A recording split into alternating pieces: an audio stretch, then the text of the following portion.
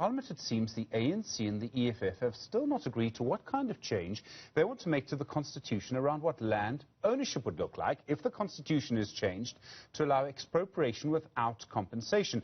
The two parties have to vote together to change the Constitution because there has to be a two-thirds majority in Parliament to do it. The Democratic Alliance has said it will vote against any change to the land clause.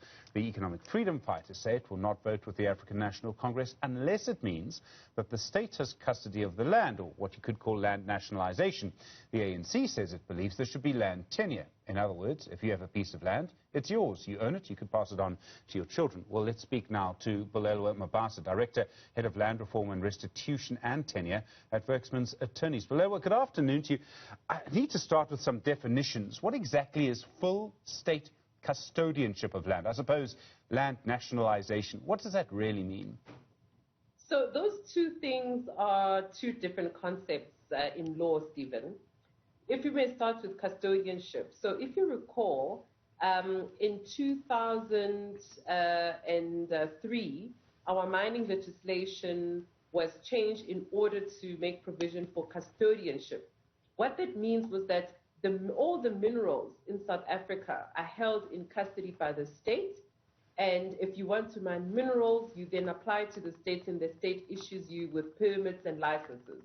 So that's what state custodianship is. It's basically where the state holds land in custody or on behalf of. And then, as I said, permits and licenses are issued. Nationalisation is quite a different concept from custodianship. Nationalisation means that all land is then owned by the state itself. So that would mean that with nationalisation, there would be an eradication of private property ownership. And okay. I think that's where the distinction lies. So, I mean, under custodianship, would someone be able to, live and work on a farm and sort of own the farm, but through the state? So, yes, we already have examples of that, and it hasn't worked very well.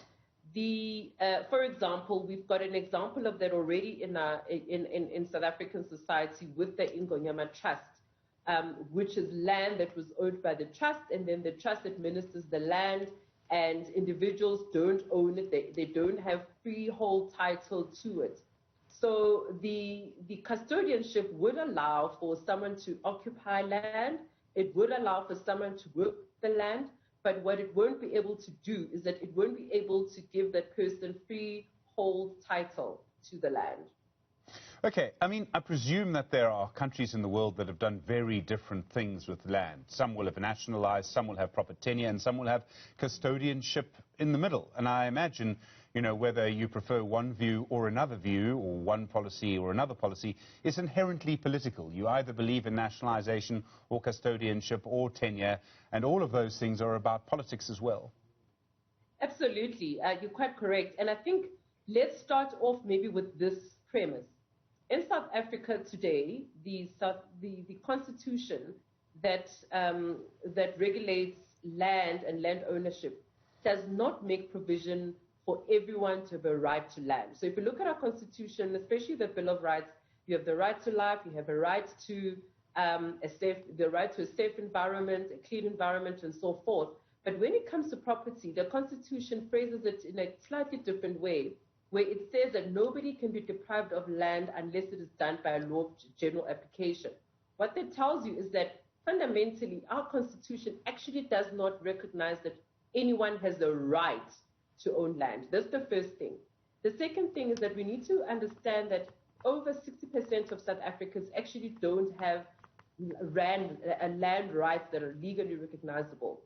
So here we're talking about people that are living in informal settlements, people that are living on rural land where they don't have title deeds, or where they don't have lease agreements, where they are, either don't have any recognizable or registered land rights at all, or they have permission to occupy, which form part of legislation that is yet to be developed. So the fundamental question here, beyond whether we should have nationalisation or whatever it is, there needs to be an agreement among South Africa, a South African vision on what forms of title to land does South Africa want to have, because we still have the apartheid system where the majority of the black poor people in urban and rural areas actually don't have legally recognizable instruments, unlike people in urban areas that have Title Ds, lease agreements, and so forth.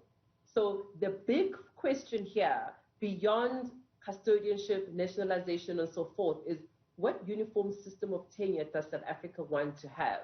And this amendment to Section 25 provides an opportunity for those discussions to happen even outside of politics, but to say whether or not it is feasible for everyone in South Africa to be a landowner, or what we want to achieve is that there is access to land, and that access must be teamed up with legal recognition and also certainty and clarity, where there could be a database that is accessible to everyone that says who owns what in South Africa and what form of land rights are there. So, I mean, this might sound like a political question, but it's really, I think, a legal question. How far apart, then, are the ANC and the EFF? I mean, is there a sort of legal option that you can see that would bring them together? Maybe it's custodianship, maybe it's something else. Or do you think that actually what they both want, what they've stated that they want, are actually just too far apart? Yeah, I think it is both a legal and a political question, and because the land question cannot be separated from it being a political question, neither can it only be exclusively a legal question. You'll recall that it was only in 2019 when the ANC amended its own policy to include expropriation without compensation. So the ANC has been moving towards the left in terms of its beliefs and its philosophy around land reform. Prior to that, we had heard for many decades the ANC saying that it's got no intention to expropriate land, whether with or without a compensation. And in fact, the application of expropriation, expropriation as a concept hasn't been implemented by the ANC in a meaningful way in the last 26, 27 years. So you might say that politics have had a lot to do with where we are right now, where the ANC has moved towards the left. And yes, the ANC won't be able to achieve its the two-thirds majority without the EFF. And obviously the EFF is using its political muscle to try and force a situation where they're pushing for state custodianship. There's nothing wrong with state custodianship, Stephen, if you ask me, because as I said, we've got an example of that with the minerals. But the problem is this: state custodianship can only work as well as a capable state can.